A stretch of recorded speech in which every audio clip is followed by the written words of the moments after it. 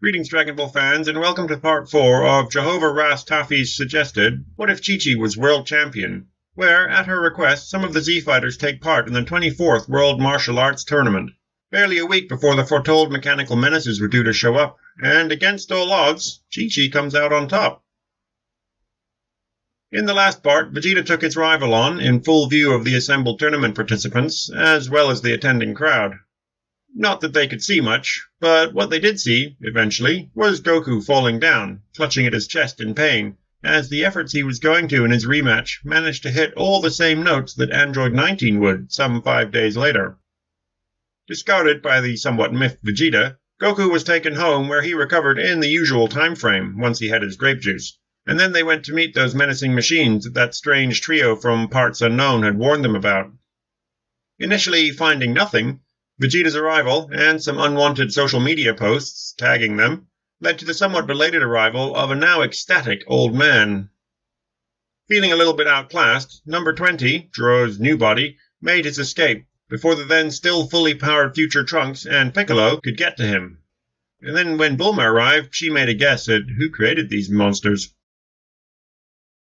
Having been given the rough coordinates by Bulma, the Z-Fighters trickle into the mountains near North City.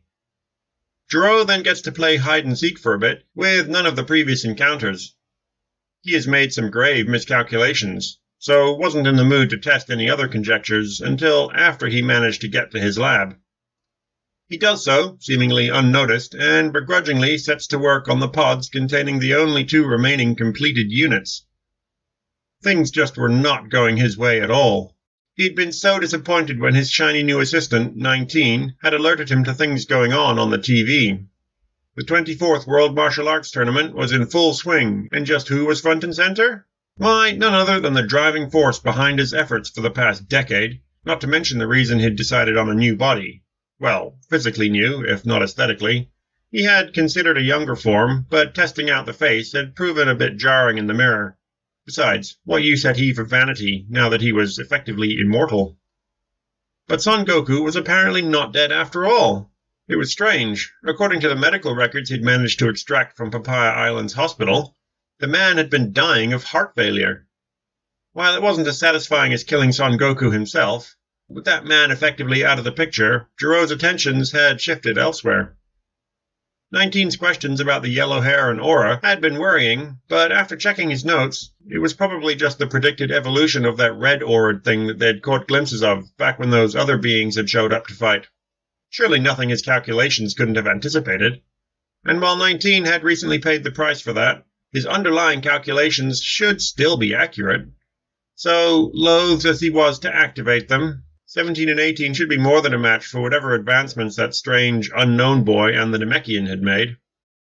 So the pair awaken, and after the usual baseline system checks that confirm everything is working normally, Jiro holds up the remote. He's a lot faster now with his own cybernetic body, so don't try anything funny. They'll need to behave, or else. Or else what? 18 asks, swaying her hips slightly suggestively, playing straight into his still organic, creepy old man brain. Like this, 17 says, having moved around and behind, and now up close, grabbing and crushing Jiro's outstretched wrist. Jiro watches in slow motion as his hand, and the remote that's still in it, falls to the floor. No, he'd calculated for this. His body should have been able to counter them. He can feel something pressing against the back of his chassis.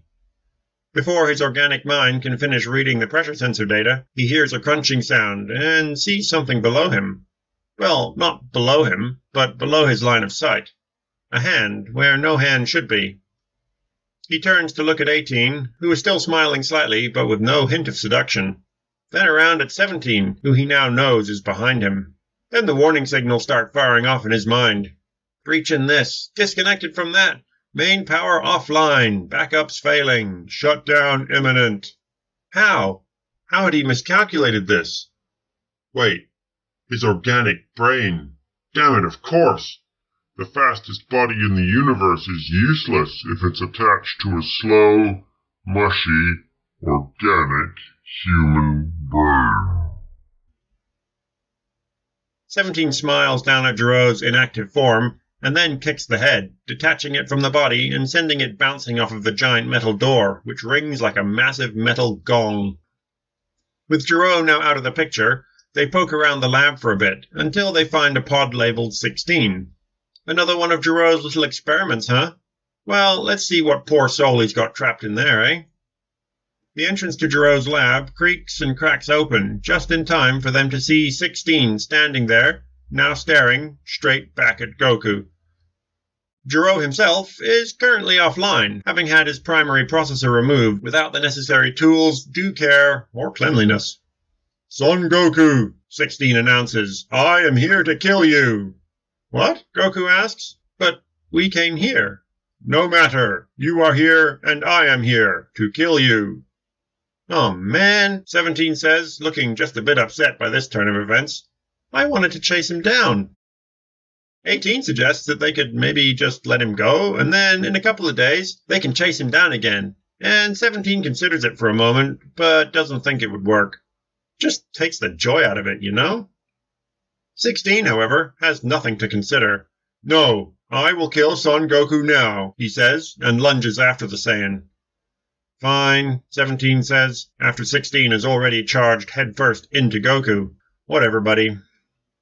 As Goku and 16 battle away, with 16 having a distinct advantage, Future Trunks arrives and tries to get between them, but gets backhanded away by 16 and lands at 17's feet.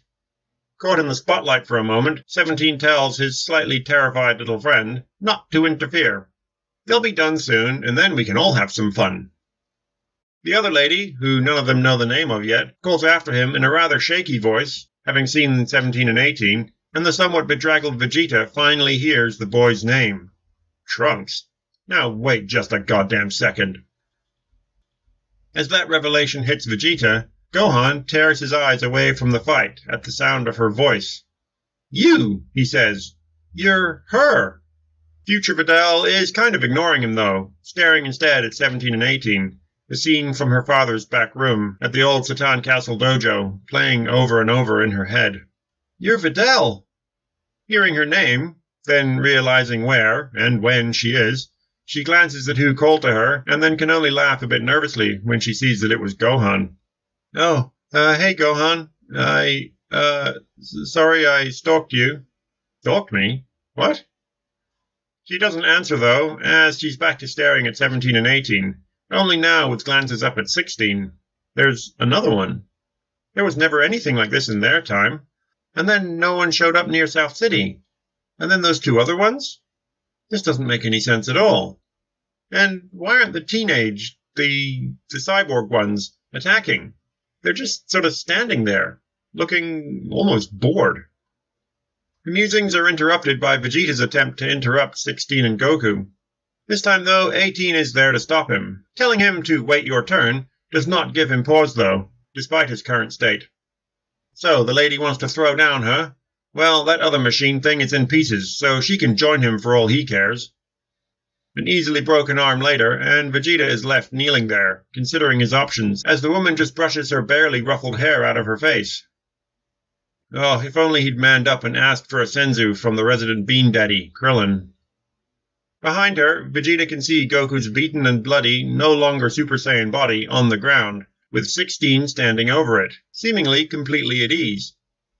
17 walks up and peers down at Goku as well, and sighs a long, dramatic sigh. "Well, that's about it then, isn't it?" 17 says, his shoulders drooping. "Son Goku is not dead," 16 says flatly. 17 kicks the body gently, and there is a groan and a bit of a blood spurt from the gaping chest wound. "I don't know, buddy. He's well on his way," 17 says. Then, gesturing over to 18, he says, "Come on, sis, let's go." "No, Son Goku is not dead," 16 stands firm. "Yet, dude, he's not dead yet." 18, now having completely forgotten Vegeta, comes over to inspect and just shakes her head. "He's done for, 16. There's no coming back from a hole in the chest." None of them pay the very nervous-looking Krillin any mind as he glances back and forth between Goku, 16, 17, and maybe a momentary linger on 18. Is his hand reaching for something in his gi? No. With that last remaining senzu, it's probably burning a hole in the, pouch thing? Piccolo is also struggling to maintain his interest, as there's something pulling in the back of his mind, and he can only think of one place to get a better idea. But he can't just bug out now. Oh, come on, buddy. Let's just go already. I'm bored, 17 says. Yeah, 18 says, glancing around at the rest of the Z-Fighters, lingering on Vegeta for a moment's smirk, and maybe that cute-looking guy whose expression looks like a deer caught in headlights. No, 16 says flatly but firmly. Son Goku is not dead. 17 sighs again and asks if he'll survive. No, this injury is fatal, 16 says, with no emotion. Well, then, Son Goku is not dead. This time, maybe with a hint of anger? But, 18 says, he will be, right? Yes, Son Goku will be dead soon. So, let's go then, 17 says, already turning away. 16 continues to stare down at Goku for a moment, then turns to the almost audible relief of Krillin, not to mention everyone else. Very well. Finally, 18 says, and turns to leave as well. But just as she does, she glances back at the shortest of the three bald guys. Krillin's reaching for his Senzu pouch is halted as they make eye contact, but then the three machine things fly off, and he rushes up to Goku. When Goku sits up, all wounds magically healed, because I'm sure Senzu can regenerate a gaping hole in the chest, Vegeta, arm still broken, staggers over and asks, no, demands one too. Sorry, man, Krillin says, holding up the empty pouch. Only had the one left. It's Piccolo's turn to speak up, saying that he really needs to go to the lookout. If Vegeta wants, he can carry him to Korin's first. No, what the hell, Green Man? Why on Earth, or Namek, or whatever, would Vegeta need help flying? It's his arm that's broken, not his, spirit? I don't know, it's not like they actually need legs to skydance, right? Piccolo just flies off, and everyone else, Goku included, fly after him, in the opposite direction from the two cyborgs and their oversized android friend. Future Trunks tries to help his father up, but gets told in no uncertain terms to piss off. Future Videl grabs his shoulder and says that they really need to follow Goku and Gohan to the lookout, wherever that is. Vegeta can, take care of himself, right?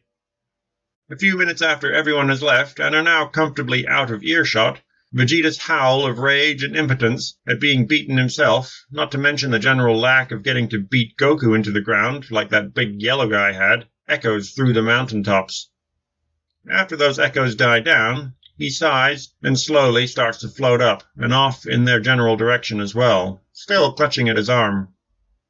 Everyone else arrives at the lookout, to a very pensive-looking Kami. He's practically glued to the edge, mumbling something about Gingertown and them all being gone. Wait, those three machine people weren't headed towards Gingertown, were they? No, that's in another direction. And so as Vegeta lumbers into view, and still clutching that arm, settles down to all those squares that somehow make the circle of the lookout, we will bring Part 4 to a close. Despite their warnings, the cyborgs, 17 and 18, have appeared, and have proven more than a match for the Z-Fighters. Even with Goku up and about, they were all batted aside. That Senzu bean seems to have done the trick, though, since the heart virus was all dealt with, so maybe there are other options now. Will they venture straight into the time chamber? Or will they join the soon-to-be upgraded Piccolo, or Kamikolo, or whatever his name is, as he heads off to find that which is irking both parts of his soul? Find out next time on Dragonball. What if Chi-Chi was world champion?